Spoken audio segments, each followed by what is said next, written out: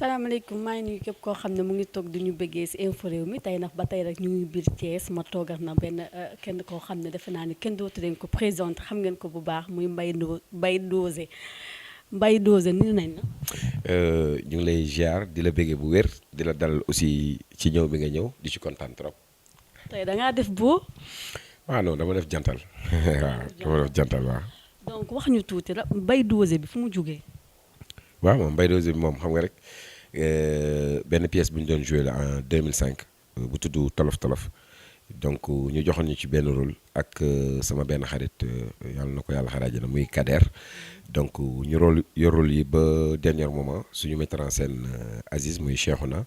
nañu pièce bi dafa am doole il faut ñu woo pour ñu leen jàppale ci pièce bi ci la ñu woo saa neex ma jox ko sama rôle ñu woo Cheikhouna Kader jox ko rôle am après Jojo dugg si ak et tout ça donc après ñun ñu wutal ñu ay yeneen rôle ci lañ ma wutalee mbay bi mais ñu ne ma mbay mais Mbaye Dozé parce que yow 2 heures ngay nekk di nax gars yi ak yooyu ma ne d'accord mu ne ma après ñu wutal beneen rôle Kader def ko taalibe bi ngalamoo ngalam foofu la jógee quoi. wax ñu tuuti rek ci yow tey boo doon wax sa fan si kan mooy Mbaye Dozé. waaw mais man moom Mbaye Dozé benn nit la rek bu dëkk Thiès gëm lu mu gëm aar di ko jàng ba léegi nii bëgg ci génn parce que tey gis nga aar nu mu mel ci Sénégal partout dans le monde ñëpp dañuy seetaan aar ñu ngay dindi stress yi di ko gérer muy rafet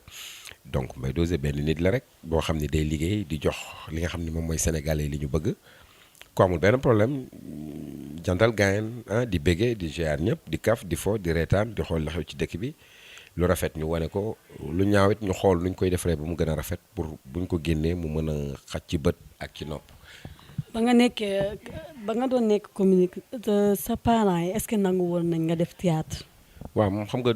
début bi moom képp kuy artiste loolu lañ lay wax donc parce que ñun Sénégal li ñu gëm wala li nga xam ni moom la àdduna gëm et puis sax loolu moo nekk donc les études d'abord soo defee bëri da ngay jàngi école di dem mais art moo nekk loo xam ni da ngay xëy rek mu nekk ci sa yaram di écoulé wu di dem doo xam fan la waaw voilà di dem donc da ngay jàng sa xel du ci nekk mais c'est bien nag nga jàng ba am benn niveau bi da ciy baax parce que daf lay dimbali après da ngay am facilité langage bu la neex rek nga jàll ci parce que moom mooy dem ba nga xam ni même boo persévérer ci art trop da ngay retourner waat rétrogradé dem di jàngiwaat donc jàng moom c'est très important mais da koy yàq moom su nekkee ci yow te nga bëgg ko trop da koy yàq lu ci ëpp. noo gisee instant yi génération bi ak série yi dañoo bari série avant da doon yeete da nga ko daan déglu même boo dëngoon sax boo ko seytaanee nga jub mais léegi série yi dafa doy waar est-ce que ñii di bind ñoom ñoo amatul temps wu bind wala génération bee ko laaj. donc man dama lay njëkk a yow poser benn question nga tontu ma après man ma doog a répondre sa question mën na nekk donc ñaata série. fii man maa lay poser doo ma poser. mais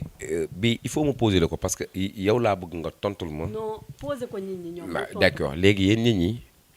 dama leen di poser question bi ñaata série actuellement ni mooy daw ci Sénégal. bëri na. ban nga ci gën a suivre yow yan nga ci gën a suivre. man yëpp laay seytaan. am na boo ci gën a suivre. wiiri daanoon naa ko seytaan. donc loolu rek laa bëggoon nga wax ko parce que xam naa ni da nga koy wax lu tax nga wax ko parce que bind bi dafa jaar yoon acteurs yi dañ ko joué mu jaar yoon Sénégalais yi consommé ko mu dugg ci ñoom. looy wax ak ñi di bind yenn série yi parce que instant yi xale jigéen yi xam nga instant yi série yi di daw si télé doo toogal sa papa sax di seetaan yenn yi day yàq xale yi ñooñu lan nga leen di wax ñii di ko bind. donc xam nga ñiy bind parce que ñëpp dañuy jóg Sénégal ñëpp dañuy jóg ne metteur en scène la metteur en scène du noonu mën nga jàng sax am say diplôme et tout ça mais ku nekk ak ni ngay bindee mais booy bind da nga war a xool réalité dëkk bi. am na loo xam ni war nga ko bind am na loo xam ni même soo ko waree bind sax war nga ko tëb suñu paree ci loolu nga xool qualité de jeu bi mooy nit ñi ngay jëli ñu jouer ko ak scène bi ni ñu ko war a jouer loolu c'est très important parce que ay kilifa actuellement ni ñooy toog di seetaan série yi seen doom yi ñoo toog di ko seetaan donc Sénégal léegi bëri na langage boo xam ne suñ ko déggee rek da ngay gis ne xale yi di ko foowe donc di jouer di ci def yeneen ak yeneen ma jox la benn cas man ak BBC dama ko noboon ba def ci série bi mais est-ce que dañ doon def loo xam ne ni nit ñi mënuñu ko woon seetaan lépp lu ñu def nit ñi mën nañu ko seetaan te pourtant mbëggeel lañ doon xool Jojo ak Soumboulou joué nañu def nañ lu nekk mais est-ce que dañu def loo xam ne dafa ëpp donc kon ñii bind ñoo war a xool li ñuy bind jox ko tamit les vrais artistes ñu joué loolu c'est ça qui est important mais suñu jëlee seen genre yi rek da ngeen a rafet ku leen indi ci télé bi di ngeen def buzz boo leen joué ci affaire bi même si ça ne va pas ñit ñi dinañ leen xool après ñu ne lii ak laa c'est que loolu la ñu war a bàyyi théâtre ça se vit théâtre da nga koy jàng loolu moom importance man conseil boobu laa leen di jox. gis nañ la si wiiri wiiri fii sa maman nga fa nekkee woon est-ce que loolu ngay dund réellement. jamais man sama yaay dafa gaañu sama papa dafa gaañu donc ma nekk suñu kër di gérer donc kon man xam nga dund ma loolu dañuy wane ni rek nga nekk ci kër même sa yaay lu mu la bëgg ci ay doomam bu mu tax nga abusé soo waree liggéey demal liggéey su la santee demal nga def soo amee loo ko defal ko soo waree toog ci wetam nag nga toog ci wetam mais doo toog liggéeyoo goro yattoo ne parce que sama yaay lu ma bëgg rek bëgg na ko lu ma bëgg rek moom dina ma ko defal tey ngay dugg ci ay tooxi duuna suba ñu woo la police ginnaaw suba nga jël alalu jàmbur sa yaay jóg sa yaay du am jàmm du am jàmm du la jik yow après te aussi ñi topp ci yow doo nekk exemple pour ñoom. sa rôle bi noo ko dundee ci public bi noo ko dundee. waaw ci benn côté neex na ma parce que ñaan bu nangu dafay sonal borom. waaw da ngay génn mbay nan ngay def da ngay jooy soo jooyee sama yaay day jooy man boo jooyee dama lay yërëm donc moment boobu même man miy jooy damay yërëm sama bopp parce que damay gis ni sama yaay sama propre mère laay joué moo tax muy demee noonu et aussi li may wax naan jàng théâtre moo tax su ma bëggee jooy ma jooy. doo ñu jooyal. waaw nii xam naa ni du ma mën a jooy parce que ni ngeen ma fekkee la yow xam nga da ngaa baax man dama baax suma mbokk mi nga àndal bàyyi si dafa baax kon mënuma jooy te sama benn commande fi nekk Mballo Ndiaye mënuma jooy ci kanamam donc kon garaawul ba bii moom dama leen koy baaxee rek. jooy bi naturellement la wala da nga koy forcer wala da nga ko jàng. mais déggoo li ma la wax théâtre dañ ne sooy jooy nga jooy sooy ree nga ree soo ko fowee mu fowee la damay jooy dëggantaan du mentalaton lay jël di def sama bët du leneen ak leneen li may dund dama koy yëg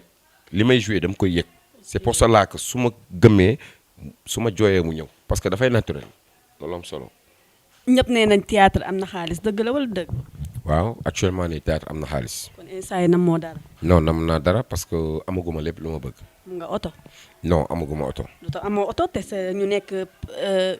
Soleil Levant ñoom ñëpp am oto. da nga gis ni ñoom ñëpp dañoo am oto. presque ñëpp am oto. waaw mais xëy na ñooñu oto mooy seen conviction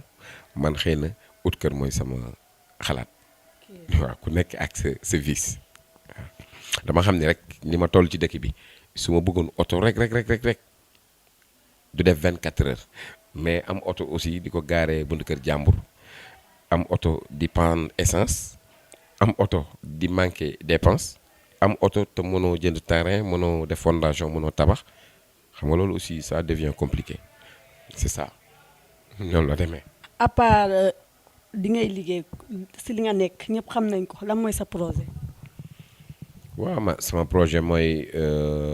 ci art dong lay delluwaat mooy que un bon jour nga former ñi nga xam ne ñi tey dañu bëgg a def art te xëy na amuñu chance fu ñu koy defee amuñu chance am formation bi amuñu chance xam lan mooy art te bëgg a def art parce que doo nekk ci koñ rek toog ñu ne la da nga neex demal nga def théâtre rek nga jug dem def théâtre loolu moo saturé liggéey bi non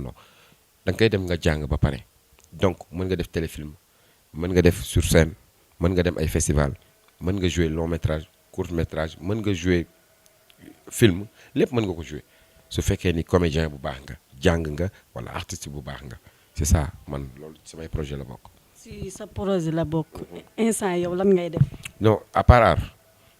art man moom mënuma def leneen à part art. exemple bu fekkoon beneen ñoo la soxla pour nga ñëw jouer leen est-ce que di nga dem. ça dépend ak ci liñ may woo rek. liñ may woo su fekkee gis naa ni c'est professionnel damay waxtaan ak samay xarit après ma dem ci loolu si c'est professionnel rek damay dem. waaw day su fekkee parce que daf may yokk mais pas da nga ma woo rek ma dem parce que da nga ma jox benn cachet je sais pas 300 000 ou 500 000 rek ma dem ci loo xam ne su génnee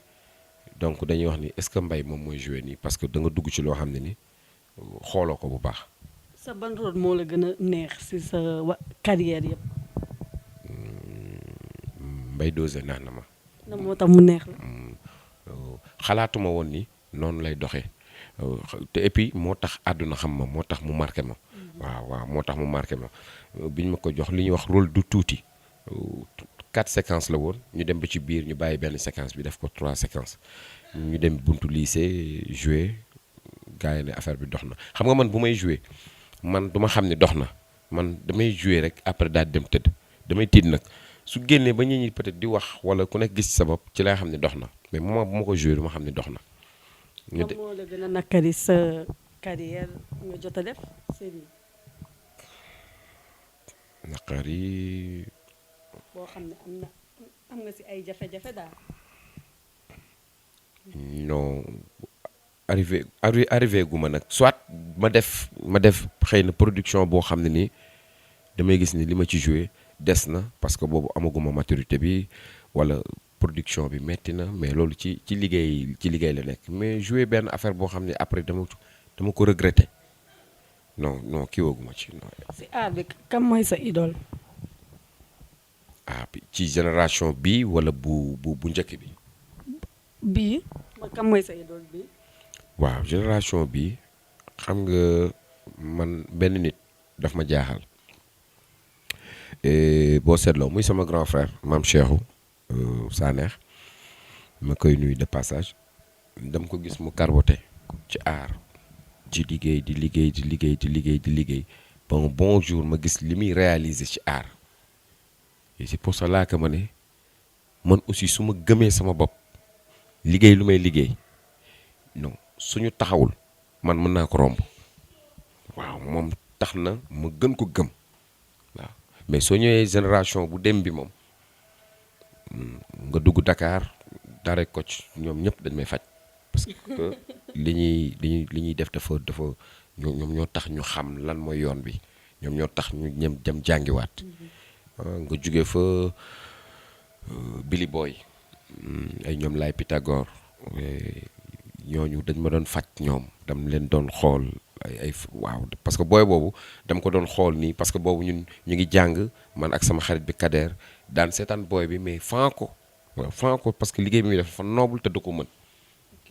ñu jugee fa dem Saint-Louis nga fekk fa yaa Père Golbert suñu papa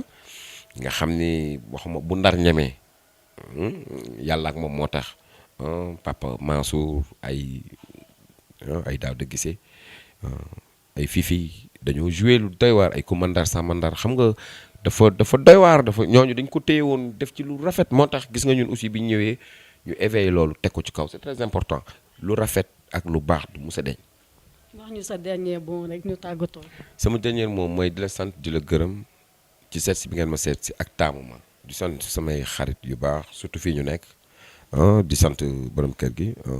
suñu yaay mère Soxna. di nuyu doom suma xarit Badji bi Fall di encore une fois di nuyu suma doom ndey bi Mballo Ndiaye di nuyu bigab sama gaay yëpp Madir Sougou di nuyu nag sama taalibe Cheikh bi Cheikh Ahmed Tidiane Gaye di la ziar bu wér a wér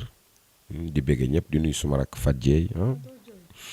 di nuyu Iba Ndiaye di nuyu ñëpp non jooy moom tey moom xam naa est-ce que doona ma ko jéggal rek àdduna am solo mais kontaan na.